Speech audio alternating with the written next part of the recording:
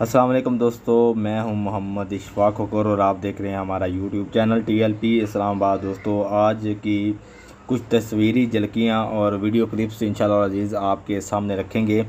आज जो अल्लामा हफ़्ज़ साद हुसैन रिज़वी साहब के हवाला से जो धरना तहरीक लब्बैक पाकिस्तान की जानब से तहरीक लब्बैक या रसूलल्लाह सल्लल्लाहु अलैहि वसल्लम की जानब से मरकज़ में जारी है, उसके हवाला से आपको कुछ तस्वीरी झलकियाँ और कुछ वीडियो क्लिप्स मुलाहज़ा कीजिए।